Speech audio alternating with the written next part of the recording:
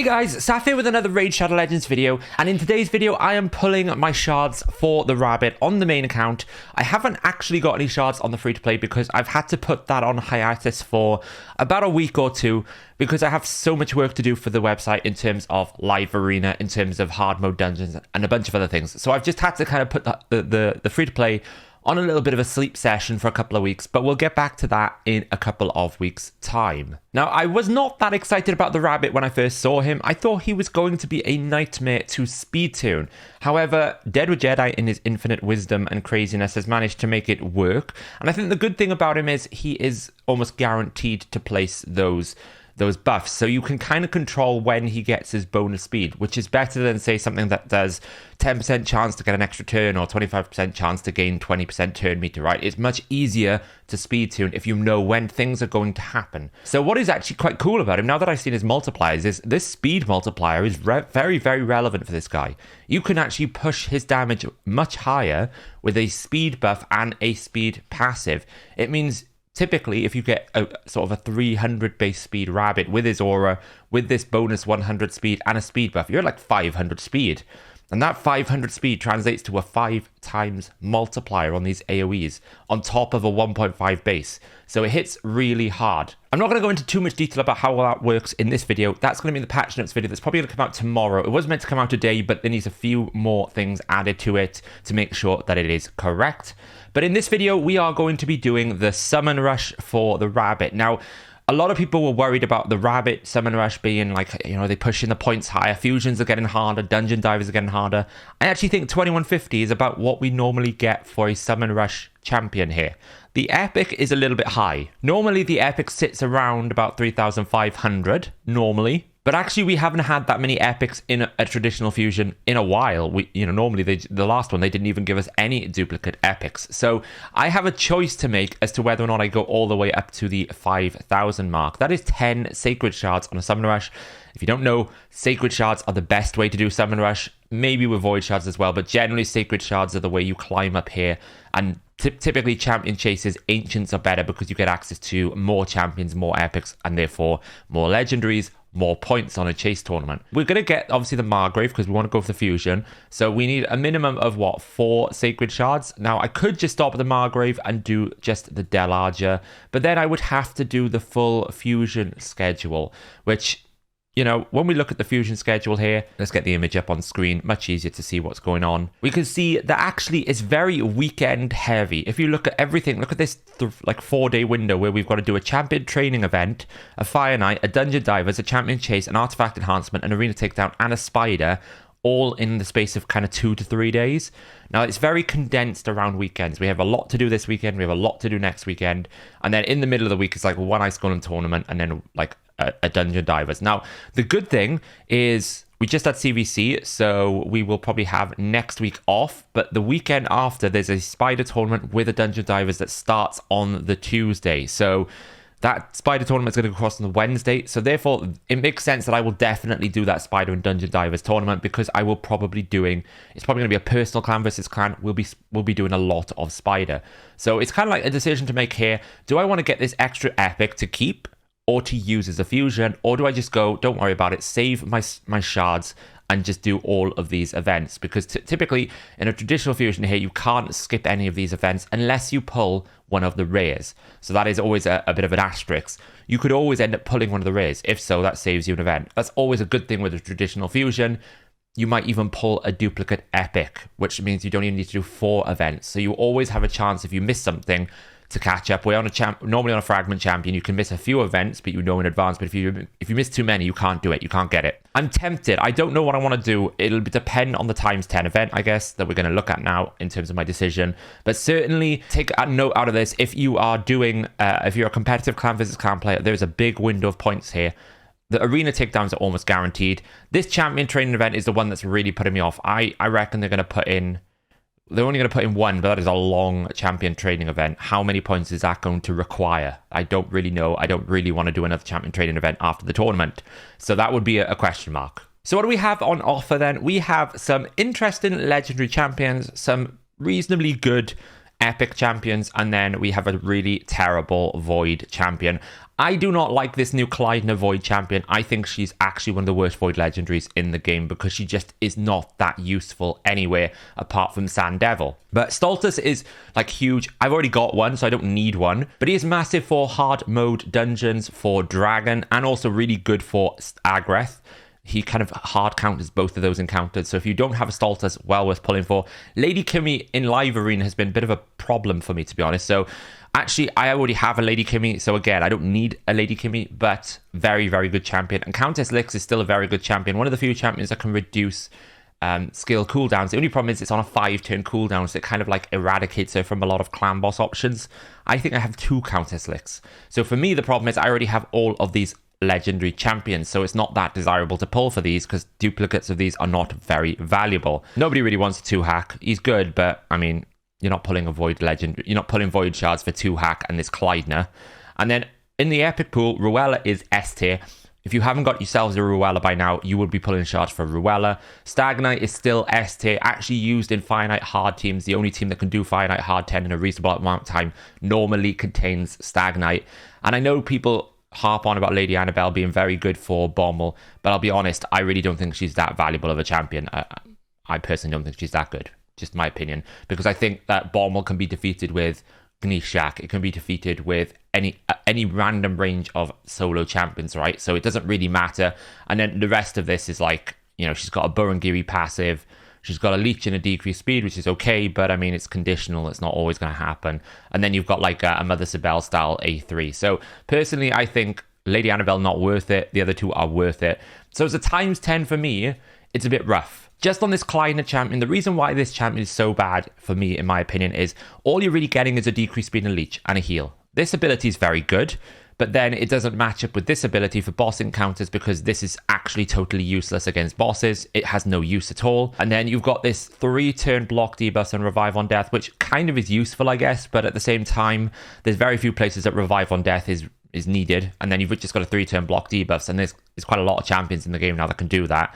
You know, I'm thinking of your Brognies, I'm thinking of like someone like Scathix is not too terrible for it from an epic pool. So you kind of like look at it and going, okay, well, what about this passive?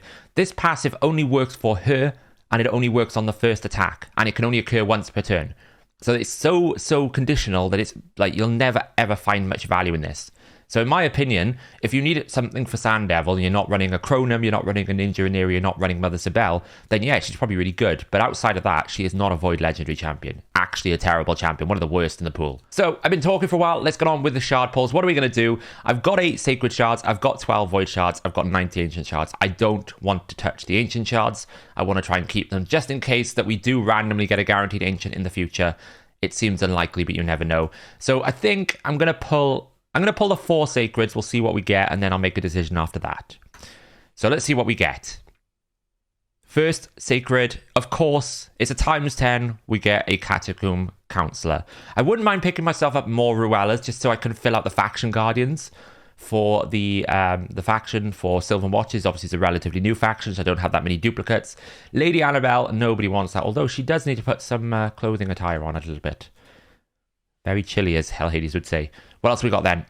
Another epic, another allure, actually really good for a lot of different content like Dark Fae and normal Finite, but I've got like 3 of them, so I don't really need another one. Anything interesting for my account here? We do get another Ruella. I did want another Ruella. Okay, cool. So we'll stop there for a second. We'll just go into the Faction Guardians. I'm pretty sure that will give me a speed bonus for my Ruella. So before I put it in, rule number 1 with Faction Guardians, make sure it doesn't break any speed tunes. I'm only really using Ruella I think I'm only really using Ruella at the moment in any sort of speed tune capacity on the epic tier. The rest I'm not using. So all I need to do is make sure that I adjust my Ruella speed down a little bit because she will break. But 6 speed for my Ruella actually is going to help me rebuild the champion into more damage because she does need to go at around about 250 odd speed. So that will be interesting to see. So that got us to the epic, the rare. Now, it's actually quite a lot more points to get to the epic. I'd have to commit all of my Sacred Shards. And I'm kind of the position where I'd rather just do champion training than pull more shards for legendary champions I don't own, which kind of is a bit lame because I did a video to pull shards and I've only pulled 4 shards. But these champions for me, I've already got so many of them. I think I've got like, I've only got 1 Lady Kimmy, but I've got several Countess Lixes. I've got 3 of those. I've got 1 Stultus, which, okay, another Stultus will get me a faction on it. I just don't think it's worth it. I know the epic is kind of good, but even then I'd rather I'll pull the epic in the future. So a bit of a lame shard pull video, but at the same time, at least I gave you my thoughts on the ×10. I gave you my thoughts on the strategy for the Summon Rush and also a bit of insights into the Rabbit. We have got it coming thick and fast at the moment. We've got like a Dungeon Divers events I need to get the rare for. The Artifact enhancement we've got to get for, it's pretty high up, 4,700. That's going to take all of my silver. I've done the Dragon. We've got the champion training. There's a new classic arena that's just procced as well. So much to do. So I was just about to start editing this video and a pack dropped for the soul stones. Now, normally I do not buy soul stones.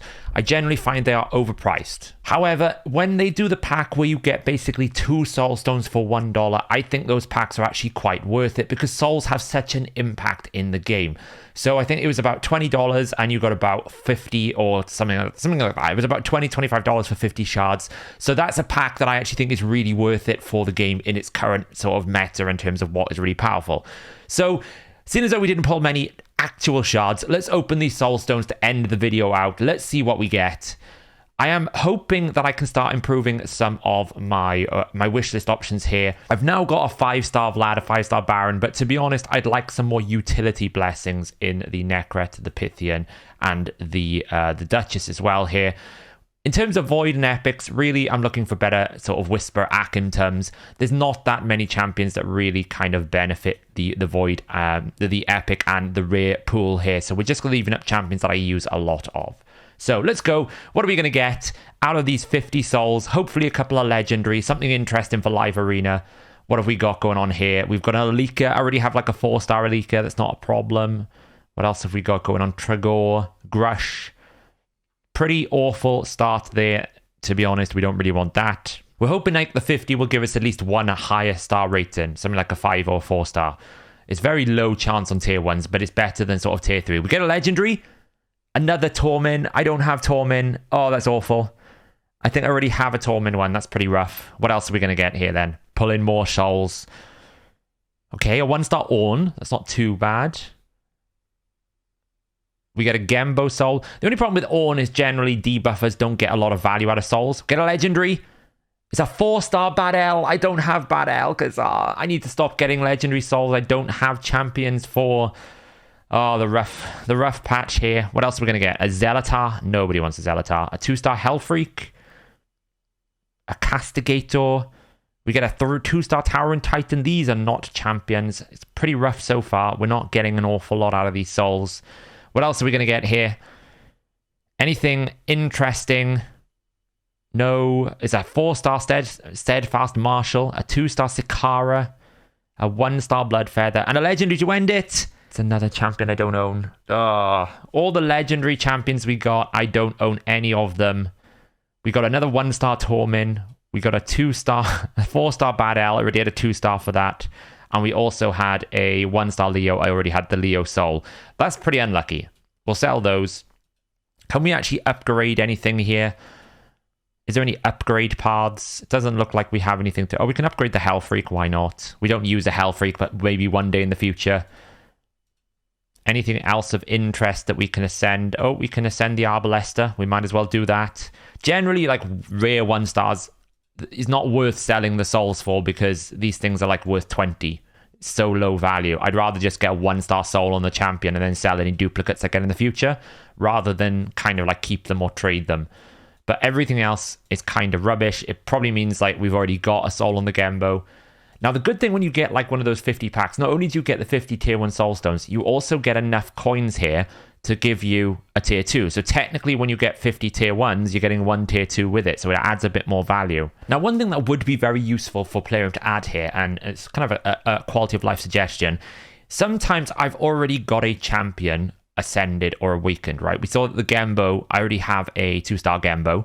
So therefore, the 1-star soul technically is useless to me if I didn't make another Gembo. So it would be very helpful to have some sort of flag in here that kind of goes, hey, you've already got a star rating that is higher than this soul. Like this Alika here, I've only got one Alika that I need. She's at 4-star. This soul is kind of worthless, but there's nothing to really tell me that I don't need to keep it. So it's very hard to sort of deduplicate your inventory unless you're like checking everything. It's a really slow process to do it. So it would be helpful to have a duplicate indicator in here, Playroom. Really helpful. So we've actually managed to earn enough coins for 2 of these tier 2 coins. Let's see what else we get. The last 2 of this video. What are we going to get here? We managed to get probably a 4-star. What is it? A 3-star goon. That's awful. These tier 2 stones never seem to pay off for me. We get a legendary. Oh, it's a Lonotharil. Oh. Well, that was a big rip. It's a Lonotharil. What are we going to do with a Lonotharil? We'll keep hold of it in case Lonotharil becomes very useful for something in the future. Maybe he has some sort of weird live arena stuff that people won't realize how good he is for something. I don't know. But we'll keep the souls. Pretty rough out of those. But again, the pack price was only $25 to me. So I got a lot of souls. Some of them weren't very good. But, you know, if I pull a bad L, then I've got a 4-star bad L. It doesn't really benefit me so much. But hey, you know, it's there. It's something to improve, I guess. So keep an eye out for the patch notes video that will be coming out tomorrow, probably now. And that will have, it's a bit of a long one. It'll have chapters in it, so you can skip to what you want. That will go into detail about everything that's been released in Update 7, Live Arena, you name it. The new rabbit multipliers, we break down, we talk about the new area bonuses, Quintus upgrade, the Quintus path, how long it's going to take you. Keep an eye out for that. But yeah, thanks for watching, guys, and I'll catch you in the next video.